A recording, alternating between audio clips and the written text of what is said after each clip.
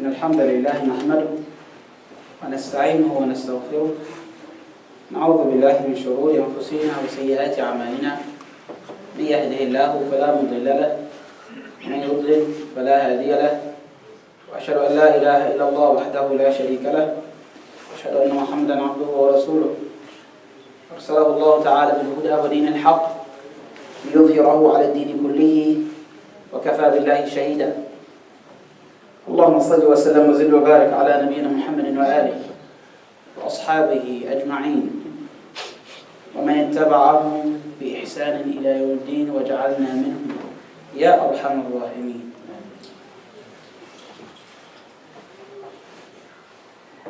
Here we are again to build a legacy through effective parent-child relations. Let's remind ourselves that parent-child relation is a two-way street, not a one-way street. So it's not just parent to child, and it's not just child to parent. It is a relationship.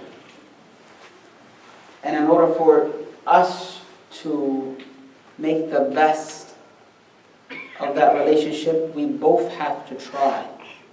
That means the parents have to put effort, conscious effort, and the children also have to put conscious effort into their relationship. And guess what? The kids will not learn that unless we teach that to them. We as parents have to teach to the kids. We have to teach them how to have a positive relationship with us and to build a relationship with us. As we promised in the beginning of each lecture, we'll go over some ayats in reference to parent-child or family relations. Allah said in Surah Maryam, Surah number 19, verses 41 to 47, and Allah Jalla wa Ala said, and mentioned in the book the story of Abraham. Indeed, he was a man of truth and a prophet. Mention when he said to his father, "O my father, my dear father, why do you worship that which does not hear and does not see and will not benefit you at all? O my father, there has come to me knowledge that has not reached you. So follow me, I will guide you to the right path. O my dear father, do not worship Satan. Indeed, surely Satan has always been disobedient to the most merciful. O my father, I surely fear that that you will be touched by a punishment from the most merciful, and so that you would be a companion of Satan in the hellfire." Here's Abraham, the prophet of God, reasoning with his father, begging his father in a very polite way to stop worshiping idols and worship Allah.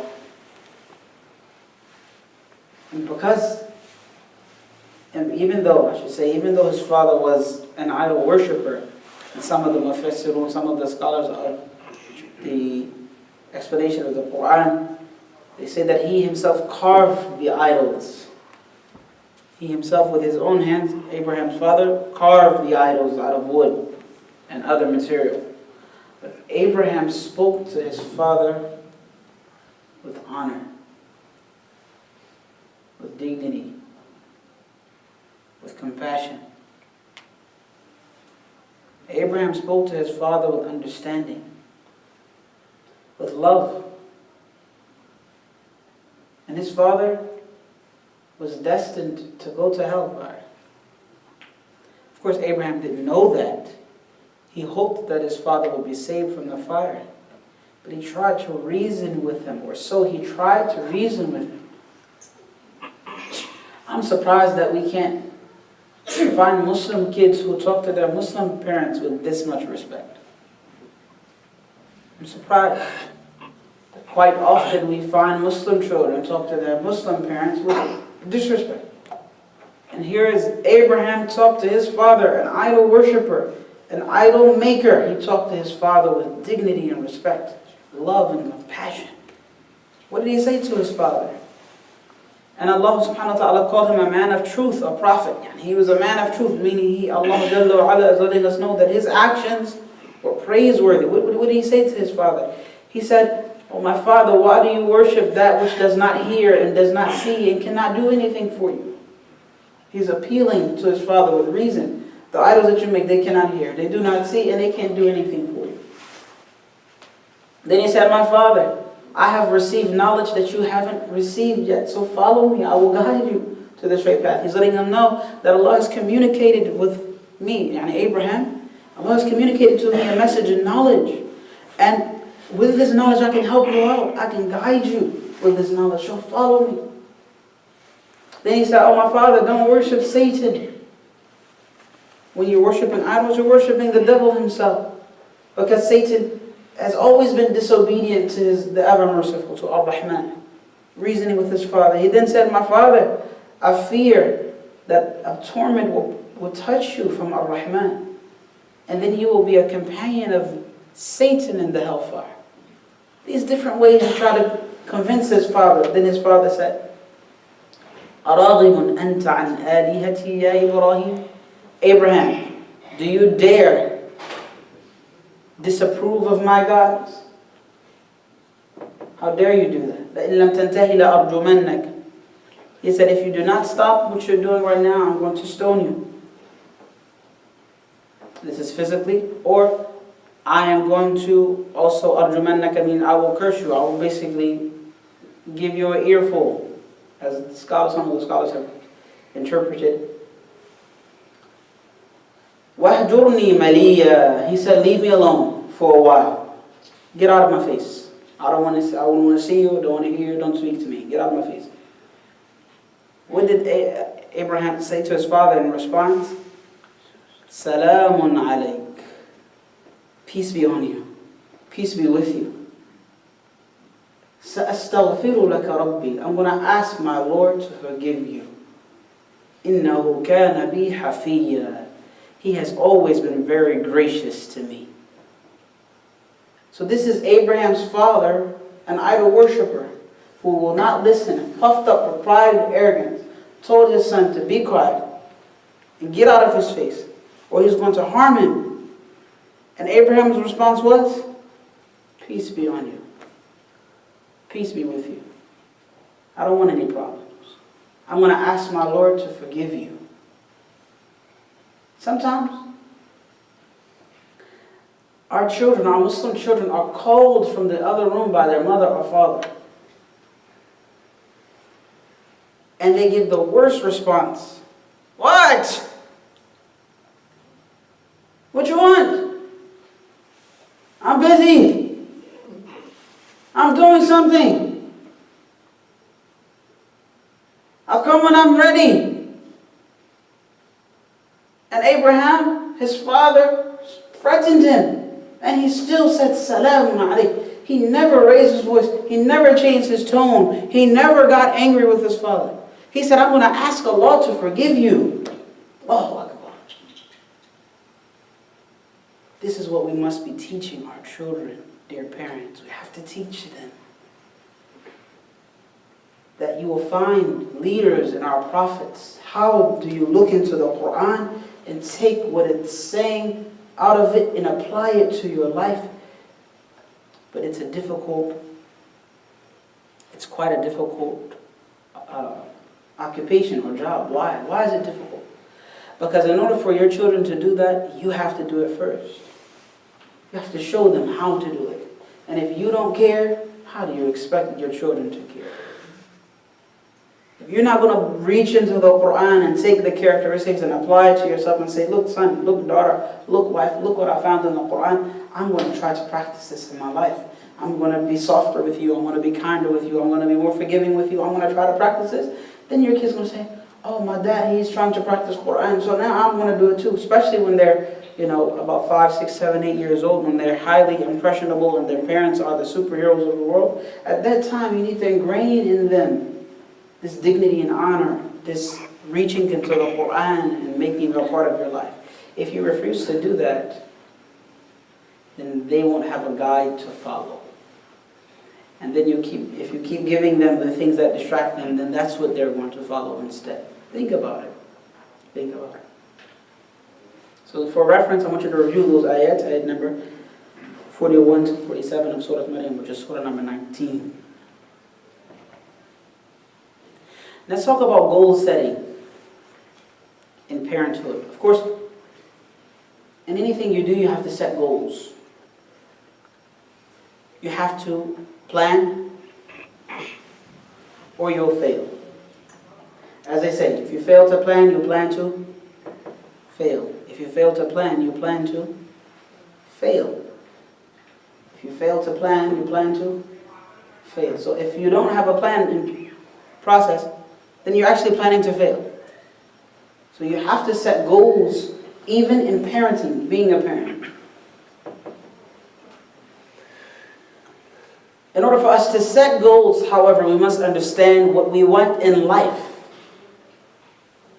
and what we want for our children. You got to understand that first. What do you want in life? What do you want out of life? What is your purpose in life? And how will you fulfill that purpose? And then how do you want your children to follow that or be influenced by that? Because then that's going to help you understand how I'm going to set my goals. If you just haphazardly come and raise your children, send them to, as we said, send them to preschool and kindergarten, first grade, and second and third and fourth, and put them in front of the TV like the rest of everyone else and give them the games, and then, get them the video games, and then give them the phone, and then get them the car, right? And so forth. And you're just raising them like everyone else without any goals. And then it's like gambling. You hope that they wind up wanting to pray. You hope that they keep their fast. You hope that they remain virgins until they are married. That's wishful thinking. That's gambling. You give them every reason to go astray, and then you hope, Ya Allah, please make my kids right. Yeah, my sister, my brother, please understand that we have to set goals, set milestones, and then try to reach it. We have to try our best. Not just haphazardly just raising them like this and thinking that somehow some good is going to happen. It's possible. It's possible. It happens. Even then, Allah still guides who He wants. But it's still our responsibility as parents to pave the way and set up goals and landmarks and so forth to try to make it easy for us to raise them. I've also noticed that for the most part in the West, the Muslims live in a bubble, and they raise their kids in a bubble. A bubble, protected bubble. But they don't teach them the skills necessary for them to survive outside of the bubble. Now, the problem with this bubble is it has a huge hole in the back. What's the hole in the bubble? What do you think the hole in the bubble is? What's the hole in the bubble? What do you think? If Muslim parents, Muslim communities are raising their children inside of a bubble, what's the hole? Excuse me? Internet, good job. The media and the distractions. You raise them in a bubble, but you give them poison. You give them destruction. That's a hole in the bubble. So they become extremely influenced by those negative influences, yet you're still trying to raise them in a bubble. You have to prepare them. Instead, you have to prepare them. This is right, this is wrong. You say this, you don't say that. We don't use these type of words, we use those type of words. We're not short in our temper. We wait and we're patient a little bit. We don't give up. We keep trying and keep trying. Noor, where you going? Can you get the rest of them, please? Grind them all up and bring them here, please. We have to think of it in that way. That you have to protect, you give the kids the hole in the bubble. And then eventually that will have such an influence on the child that it will overcome. It may overcome the child. Quite often it does. And it pulls the kid out of the bubble, sucks them into the real world. And by the time they are sucked out into the real world, you have very little influence or very little control over them. And it's a reality. Think about the many generations of Syrians, and Lebanese, and Indo-Pak, people who went to different parts of the world, like South America, and other parts of the world, they migrated, started a masjid, so on and so forth. Their children today have Muslim names, have Arab names, but they're Christians now. They lost all connection with the faith. Because the parents that came, they were not prepared. They were not prepared how I'm going to raise my children, how I'm going to raise a community in the West, and how I'm going to keep the identity of Islam in those kids. As I said, to this day, multiple parts, I'm talking about rural areas and places of the world, people have left Islam, and their forefather, maybe their grandfather, grandmother, or father and mother were Muslims even. But they got sucked out of the bubble, into the real world unprepared, and then they accepted the various faiths, and the only thing that remains is that name that their parents gave them. It's a reality. Do you want it to happen to your children? Of course, I know you do. Right? And also, some people don't keep their Arab names. Yes. In addition to that, people don't keep their Arab names sometimes. The Arabic They names. change it. They change it. Sometimes out of fear. A person has a particular name, and they don't want to be recognized as Muslim or Islam or anything to do with it, they change their name. Right? Which is less importance, but it's a greater issue. Is that when you come unprepared, if you're not going to prepare to raise your children in America, then you've lost the battle already. Now you're trying to make up. Now you're trying to catch up. But you can still succeed. Right? You can still succeed. But look at how you stack the odds up against yourself. You made it difficult for yourself to even survive. But that's what these types of seminars are for, to help out. Allah Jalla wa Ala said in Surah Al-Furqan, which is Surah number 25, verse number 74. رَبَّنَا هَبْ لَنَا مِنْ أَزْوَاجِنَا وَذُرِّيَّاتِنَا قُرَّةَ أَعْيُنٍ وَجَعَلْنَا لِلْمُتَّقِينَ إِمَامًا. That the righteous people say, "Oh, our Lord, gift us from our children and our wives قُرَّةَ أَعْيُنٍ, gift us the coolness of our eyes, the pleasure of our eyes, and make us all leaders for the pious people."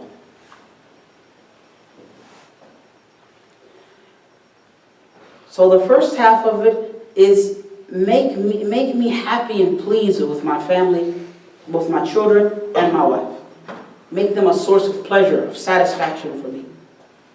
And then make us leaders for the pious folk. We're going to break that down. If you're going to be pleased with your family in your household, what do you think? Give me some ideas of things that even if you're not doing them or you are doing them, what can you do in your household to make your family happy at home? Give me some ideas. What can you do? Yes, sir. Wash the dishes. Good job. I think I was his age when I started washing dishes. How old are you, son? Yeah, I was about 6 years old. That's a good job. Parents raising you well. They're giving you chores already. Allahu Akbar. Yes, sir. Doing stuff that your parents want. If your parents are planning on like cleaning the house, you do it for them. Good. Help your parents out. If they plan on cleaning the house, do something. Pick up a broom. Right? Did you know that most of the kids here, I don't know, do you guys have chores at home? Yeah. All of you? A little bit? Yeah. Good, they do. MashaAllah. Do you guys have chores at home? Yeah. Do you guys have chores at home? Yeah? Good. Good. So we have to teach the kids to help out, be a helping hand, because when they come to the masjid, then they'll do the same. Right? Well, of course, if you come to the masjid, also help them, show them. If you parents come to the masjid, especially our brothers, I'm not going to rain down on you right now about it, but alhamdulillah, please brothers, come to the masjid more often. Your place is in the masjid. Right? Help us build a community. So then, give them chores, show them at home and show them at the masjid how you can help out. What other things can we do to make the family happy at home? What can we do at home? More suggestions from our parents and sisters and brothers. Yes, sir. Doing something that would make them proud. So the kids should do something to make parents proud. And the parents should do things that make their kids proud too. If your kid is memorizing a surah, Compete with them. Say, who's going to get it first? Say, I'm going to beat you. And then you give a prize. One of them give a prize to the one who beat. That would be really nice. Yes, sir. I think when you eat together, whenever like instead of, okay, you come to work, you just eat by yourself, instead of eating by yourself, sit with your family or kids and eat together. Good job. Eat together. So if you're not doing that, brothers and sisters, please do that. Yes, ma'am. Appreciate the food the wife cooks. Appreciate the food that the wife cooks. Whatever she cooks. Say Alhamdulillah You have to. and enjoy it. You guys heard of the story of the burnt toast? Look it up. Story of the burnt toast. I don't know if it's a real story. It's probably just an example. Look it up. Story of burnt toast. Use respectful language. Use respectful language at home. So mom should not raise her voice at dad in front of the children. And dad should not raise her voice at mom in front of the children. Mom should not insult dad in front of the children, nor should dad insult mom in front of the children. Because that's what they see enough violence on television and video games. You give them in the house, yani from the most two beloved people of their house, their lives, you show them that too between you two. Don't do that. You can argue in a soundproof room. A room that has no sound coming out, you can scream and holler. Go ahead. Ah. But in front of the kids, please show them kindness. Yes, ma'am. You do. Yes. Read the Quran together. Read the Quran with your kids. As I said, compete with them. Show them that you're a Muslim too. Why do I say that? Especially for our parents that send our kids to Islamic school. Or our parents that send our kids to after school Quran class. Or our kids that send our parents that send our kids to Sunday school. Show them that you are a Muslim too.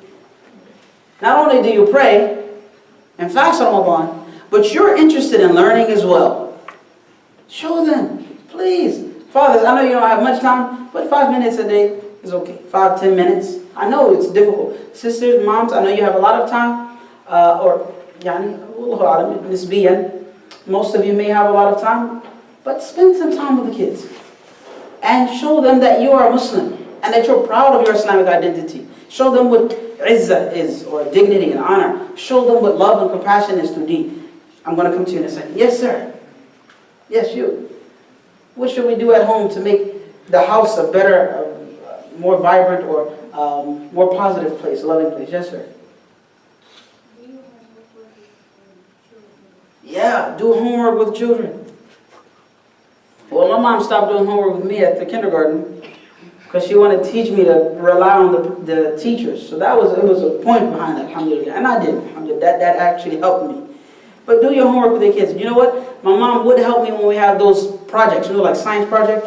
We have to get the trifold board. You guys remember that? The board, the cardboard that flips out like this?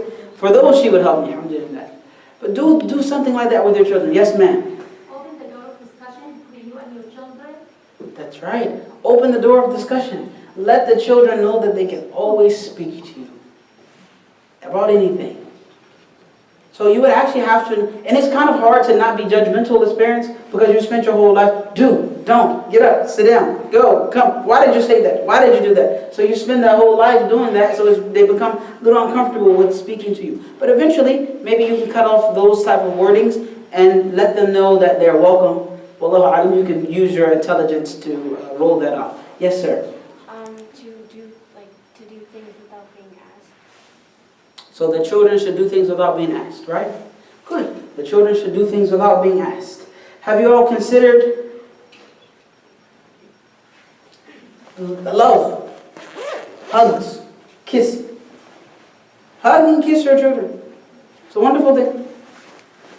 Prophet ﷺ one time was kissing Al-Hasan and Al-Hussein, and a man said to him, Ya Rasulullah, I've never done that with any of my kids. And he named how many kids he had, 9 or 7 or so. And he said, ﷺ, he said to that man, what can I do with you if Allah has ripped mercy out of your heart? What can I do for you, brother? How can I help you? If Allah has ripped mercy out of your heart, how can I do anything for you? Let him know that that's from mercy. To kiss your kids and hug your kids. And show them, tell them, I love you. Most of these kids don't know how to respond to I love you. If you tell them I love you, they're feeling really funny. They look funny. They feel weird. I'm like, why is it? Because they haven't been taught at home. Tell your kids you love them. I know probably in your culture, your dad was strong, macho man, with hair on his chest and his arms and stuff like that. And he didn't have to say, I love you. You know what I mean? You knew it. You know, I understand that, but you're in America.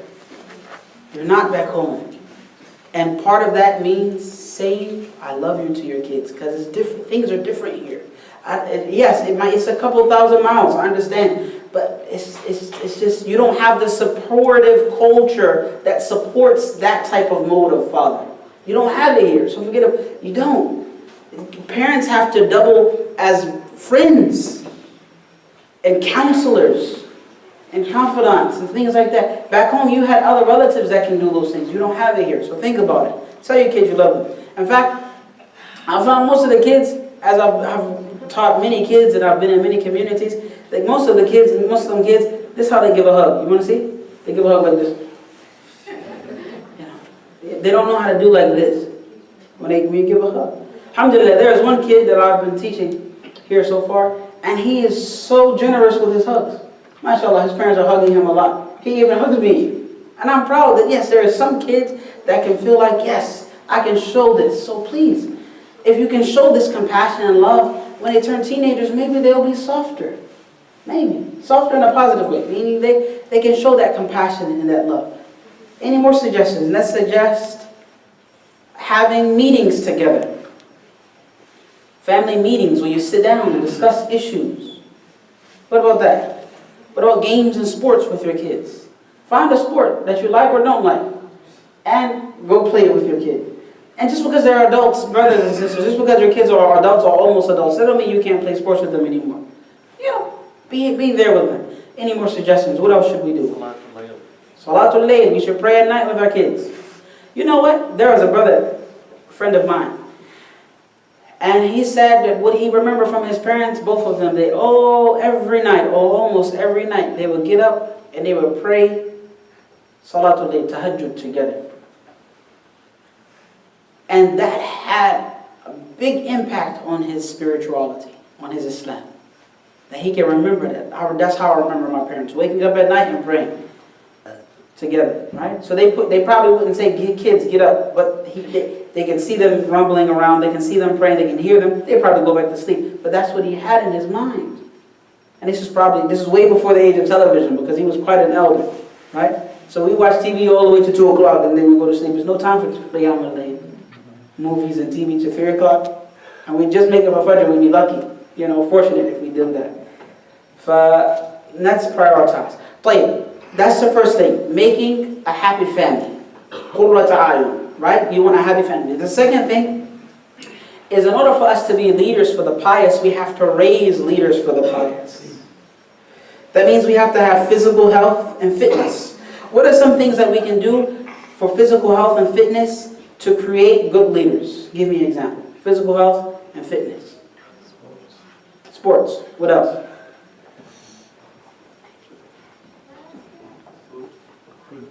Huh? Nutrition. Good job. Nutrition is abandoned today. MashaAllah, all of us have one of these. The big ones. It's growing out. And we don't have healthy eating habits. Unfortunately. We need to really get with that. Because Prophet Muhammad, sallallahu alayhi wa sallam, when you want to talk about sunnah, he, sallallahu alayhi wa sallam, from his sunnah is a healthy eating habit. A healthy diet. He ate meat once a month. And he survived mostly on dates and milk or bread by itself and meat. If he ate meat, he wouldn't eat it with bread. We eat hamburger and stuff all the time. But the point is, he had a very healthy diet. And he was very fit. So it's from his sunnah to be fit. Also, it's from his way, right? لَقَدْ كَانَ لَكُمْ فِي رَسُولِ اللَّهِ أُسْوَةٌ حَسَنَةٌ. You have a very good example in the Messenger of Allah. So when you take his whole life, you see that as an example in everything that he did, and most of what he said and so forth. You'll see the example. Hygiene. Teach your kids how to be clean. Clean the house, right? Clean the car. One time I met a brother who hadn't cleaned his car. He was so busy. He hadn't cleaned his car in years. You can smell the old stuff, crumbs and stuff like that. Show your kids. It was because he was busy. He's taking on a lot of responsibility, a lot of volunteering and stuff like that. But show them, clean your car. Have them clean the car with you, right? In addition to that, you have to get sleep. You have to sleep well. Not sleep all day, but sleep at a proper time, but good sleep. Any other suggestions of physical strength and healthy things that we can do? Yes, sir. You can teach your child how to defend yourself, because usually, like kids, when they get bullied in school, their parents don't really tell them how to defend themselves. That's a good point. So they get mad at them and they just swing punch and they end up getting suspended. That's right, that's right. That's a very important thing. Please bring this kid every lecture. Please bring him all the time, please. We love him. I know we love the rest of the kids, but that's a very important point. I didn't think about that. Teach your kids how to defend themselves. Teach them. You know, when I was growing up, I grew up in the projects. And a part of the day-to-day life is that you have to fight somebody. Not because you really had to, but because those guys wanted to get their skills better. And they pick on you because you're the weak guy. And I was the weak guy. And I was the one pushed, and this. And Allah, as I said, I lost my father at 3, so I didn't have that father that could say, no, son, this is what you do, and then this is what you do. So I used to go and run to my mother's window. Say, Mom, they want to fight me. My mom said, well, fight them back. I said, well, I don't know how. And that's how that conversation always ended. I don't know how. You know, I did that.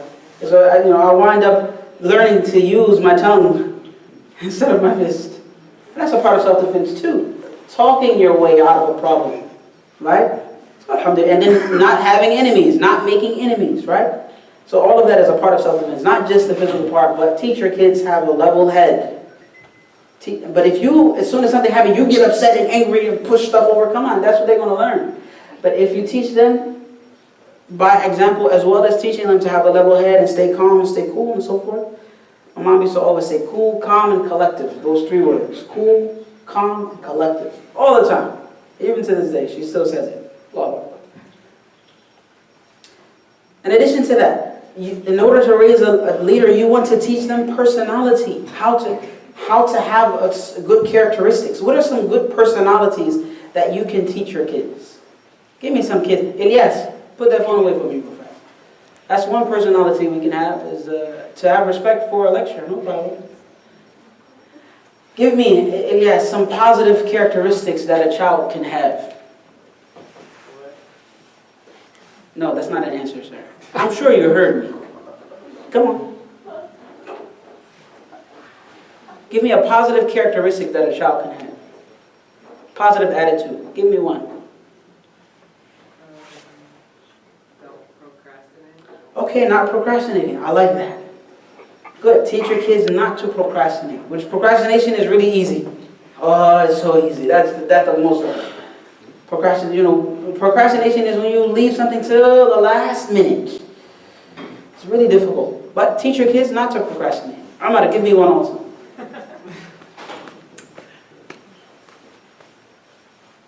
Go ahead.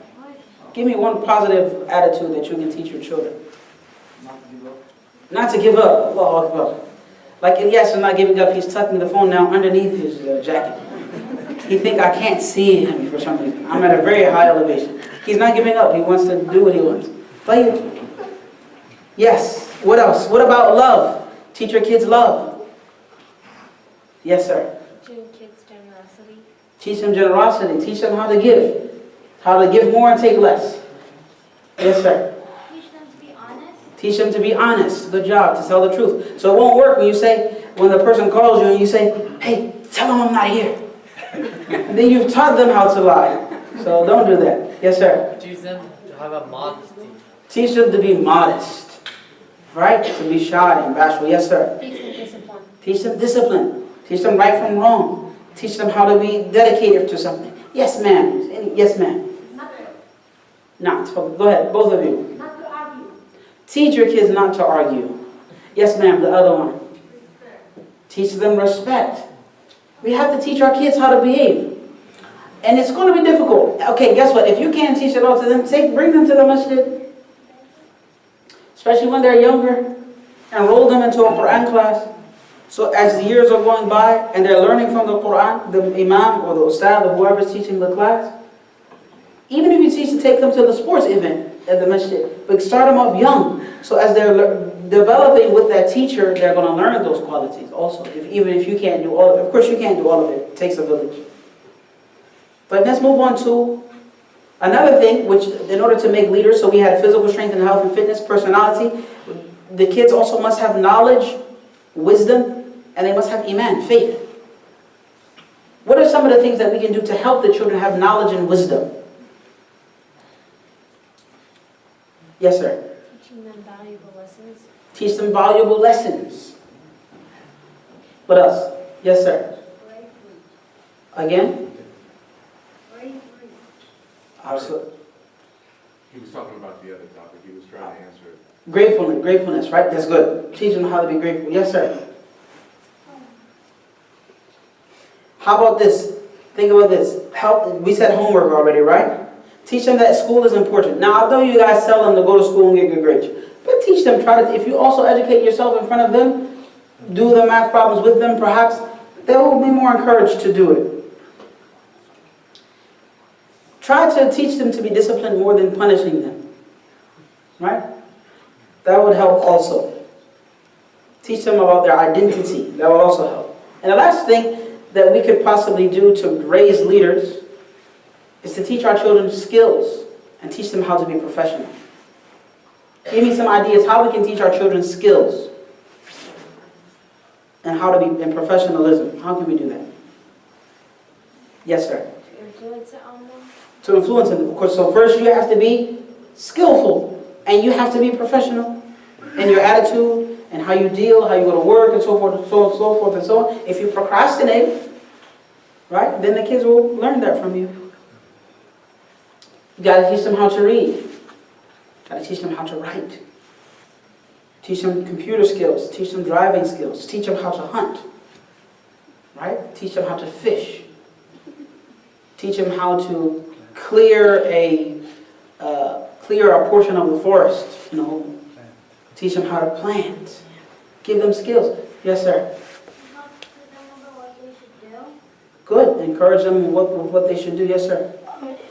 If you're teen, you couldn't. It's in America. It's hard to teach your child how to hunt because you have to have a gun license to hunt, and you have to be 18 or older. Don't worry, you can hunt also without gun license. If you're with someone who's responsible, you can hunt. You can hunt with a bow and arrow. We have brothers in the neighborhood who hunt with arrows. And you have other people who hunt with rifles and so forth. Teach them how to hunt, no problem. Okay, if you don't know, go learn. Alhamdulillah, we have a lot of resources, even in our community. People can teach you how to do those things. I'm learning myself. I want to learn how to hunt a deer. Right? Don't practice on the neighbor's cat. Of course, don't practice on the neighbor's cats. It's very important. Or the neighbor's dogs. Don't practice hunting on those. But indeed, yes, sir. Yeah, Yusuf, go ahead. Teach them how to mow the lawn. If moms, you know how if you ask a child to do something and they did it, but you feel like they could have done it better, then not only do it for them, but show them so that next time they'll do it like you did it. You see? Because moms are really particular about the neatness of things and so forth. Show them how to do it, and then they'll try their best to do that way next time and so forth. And they might come up with a better way even.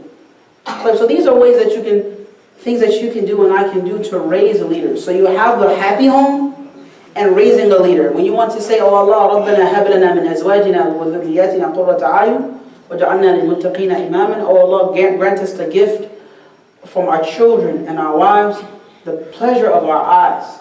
That's one thing, happy home. And then make us leaders for the muttaqin. But you have to build a leader. You can't just be like, okay, I'm going to leave my child, make a whole bunch of dua and Allah's going to fix them. Maybe, but then we would be, we wouldn't be responsible in that case. Let's talk about leadership for a second. Here are some quotes from the book Parent-Child Relations. It says, leadership is not about being important. It's about serving something that is important. It is about serving something that is important. People understand leadership as what? I'm the leader, I'm the boss, I'm the this I can say and I can do. It's not about being an important person that people recognize. It's about serving something that is important. So leadership is in servitude, as it was narrated that the Prophet said, sallallahu alaihi wasallam, Sayyidun Nasi khadimuhum, that the people's leader is their servant. The person who is at service of the people is the one who is actually leading them. Wallahu a'lam. Then, another quote. Leadership is doing something right even when only Allah is watching.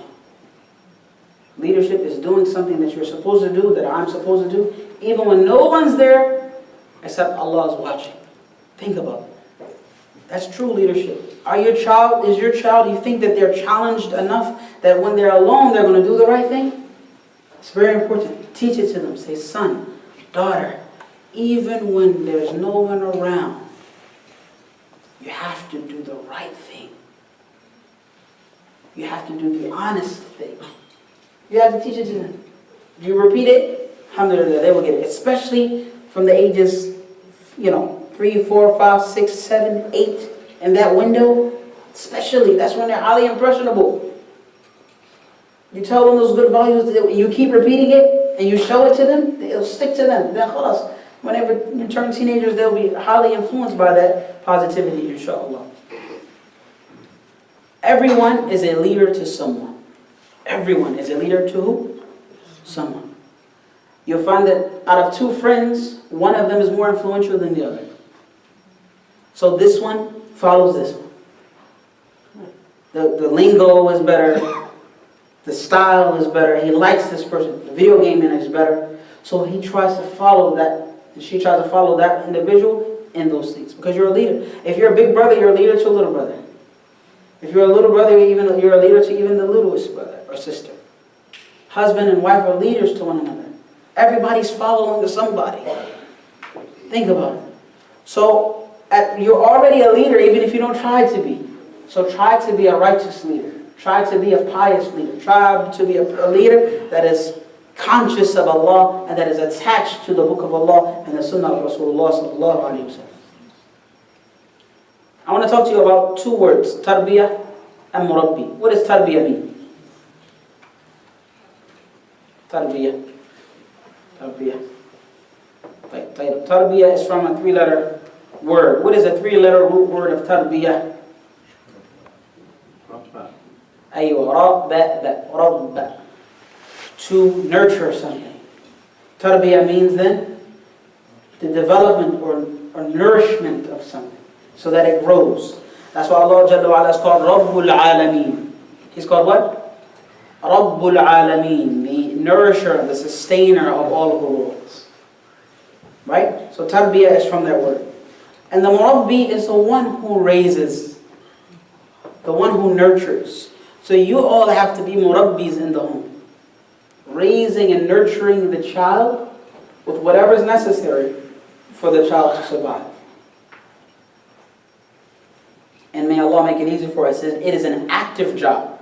It is not a backseat job where you sit and let the television lead the children, or let the video games lead the children, or just let school lead the children. No. You have to be in the front seat at the wheel, and you have to drive. And all of the other influences have to be in the back seat and in the passenger seat. I should probably say the mother should be in the passenger seat, so that all of the other influences are in the back seat. The good influences stay, and the bad influences get kicked out of the door. Think about it. Did you know that Rasulullah sallallahu alaihi wasallam sent Amr ibn al-As and Abu Ubaidah ibn al-Jarrah? He sent them as generals to armies because he was a murabbi.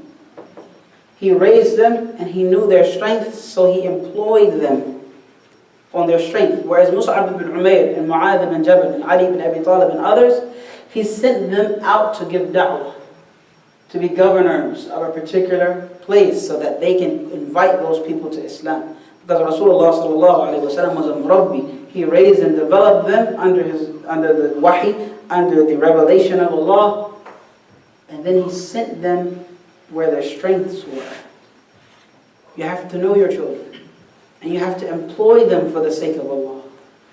Tell them, son, daughter, when you go to the masjid, this is what I want you to do. As soon as you see a piece of paper, or a top, or any lint, or something that's on a masjid carpet, I just want you to pick it up. and put it in your pocket. When you get a chance, after that, put it in the trash. Especially when they're 3, 4, 5, 6, 7, 8 years old, that age. Especially teach it from that age. You see something, pick it up. Put it in the trash. You see something out of place, you see a chair in the middle of the saf, put it on the side. Teach them things like that. If you do that, then when they turn your age, we don't have to worry about chasing around people to get up the ice out of the parking lot. Or wondering why people just leave trash around the masjid, walk by it, and walk over it, and walk on it. Right? We have to start instilling it in our children. The last segment of this is, who are the best individuals? Who do you think the best people are? Yes, the most beneficial to others. Rasulullah said, sallallahu alayhi wa sallam. What else? Anbiya. Again? Anbiya. Prophets. Anbiya, nah. The prophets are the best of people, that's right. Nah. Who else? Who are the best of people?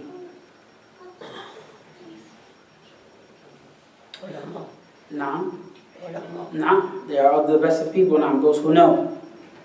In addition to that, Rasulullah sallallahu alayhi wa sallam said, تَجِدُونَ النَّاسَ مَعَادِنَ خِيَارُكُمْ فِي الْجَاهِلِيَّةِ خِيَارُكُمْ فِي الْإِسْلَامِ إِذَا فَقُهُوا. That you will find that people are like reservoirs of minerals. He said then, the best of you in the time of ignorance, those are the best of you in Islam, إِذَا فَقُهُوا, if they have understanding of deen. What this lets us know is that, and this answers the question of, this person was such a good person, such a kind, generous person, such a selfless person, such a sacrificial person, so on and so forth, so on. You mention the good characteristics of this person, but you say, but he didn't accept Islam, and she didn't accept Islam. Are they going to hell? That question happens a lot. It appears a lot, especially to imams. Rasulullah sallallahu alayhi wa sallam said that the best of you in Jahiliyyah and ignorance are the best of you in Islam, provided that you have knowledge. Meaning those good characteristics that you had as a non-Muslim, or that a non-Muslim has, or that the people, the Arabs had before Islam came, those good characteristics are still good characteristics in Islam. But you have to back up those characteristics with knowledge and understanding. Fiqh fi deen, understanding of this deen of Islam, and having that as a driving force. So if you told the truth before Islam and you told the truth after Islam, it's still both of them were good characteristics. Right? If you had dignity before Islam and dignity after Islam, both of them are good characteristics. Point is, that's why you'll find good people doing good things, but they have to. Those things are recognizable as good things. But when they accept Islam and they have understanding of deen, then they become the best people in Islam. So think about that. And not only that, out of the 25 prophets that are mentioned in the Quran, you find that they are mentioned or described as honest. They're described as wise. They're described as knowledgeable, merciful, compassionate, strong, trustworthy, patient, fulfillers of their promises. We have guides and leaders in the prophets in the Quran al-Azim. We have to be guided by them as parents, and then we can show our children. If we fail to be guided by them, then inshallah, maybe the kids will learn it from someone else. But then again, they may also learn negative characteristics that will destroy them. What do you think about the statement, the children are our future? Who agrees with that statement? Children are our future. There you go. 1, 2, 3. Children are our future. 4, 5, 6, 7, 9, 10, 13, 14, 15, 16. So who, 17, 18, who disagrees with that? Children are our future.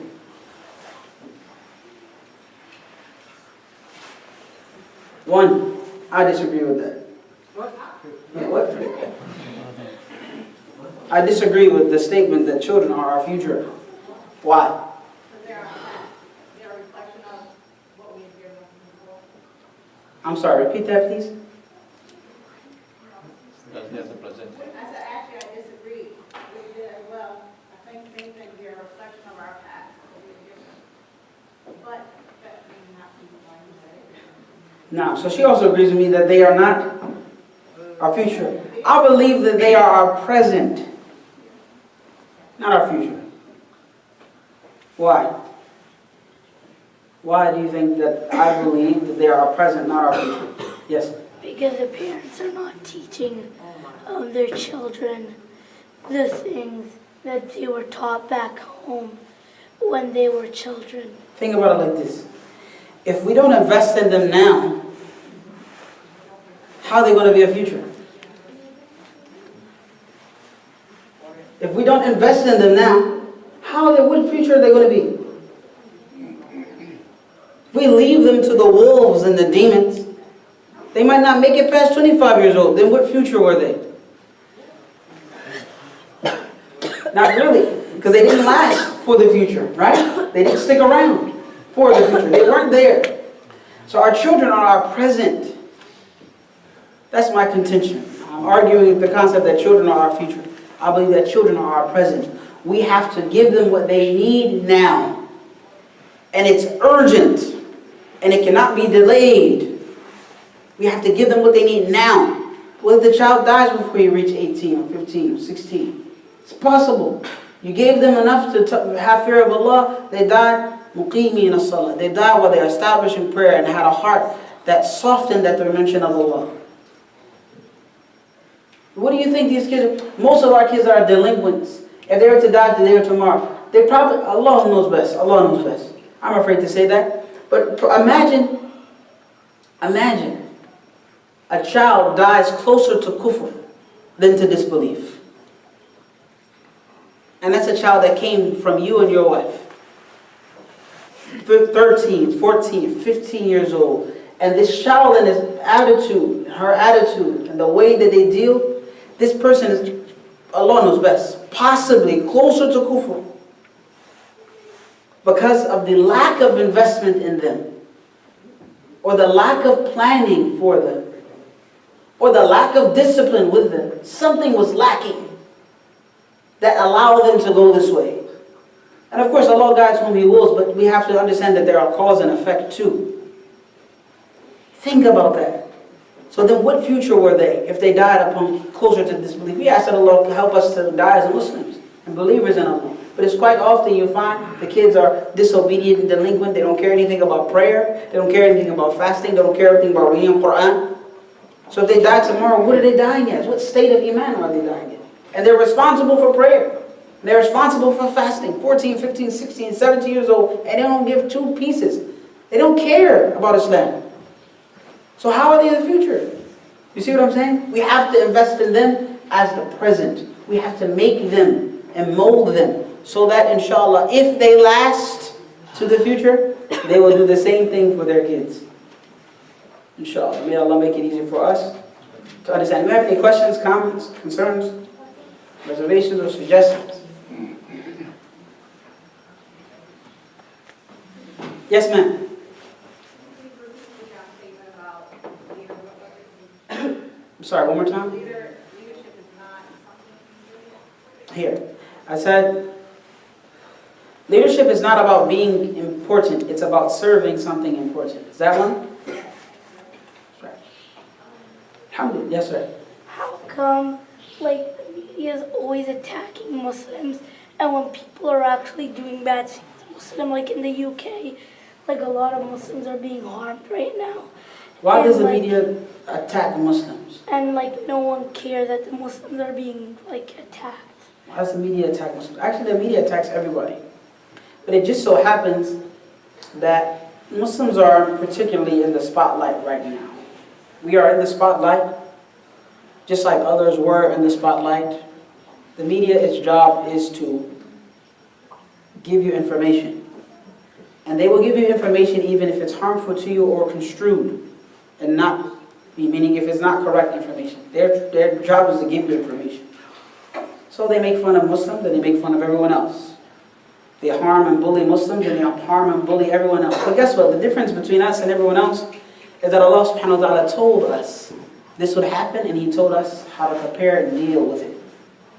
Allah said in Surah Al-Imran, near the end of Surah Al-Imran, you will all be harmed in yourselves and in your wealth, and you will surely hear from those who have been given the book before you and from those who are pagans many harms. You'll hear many harms from them, many harmful things that they will say. And Allah Jalla wa Ala says, وَإِن تَصْبِرُوا وَتَتَّقُوا, if you are patient and you are God conscious, then that is the best way to deal with any matter. The best way to deal with any matter is through patience and piety, being conscious of Allah. That's what makes us different between us and those who are all maimed and abused in the media.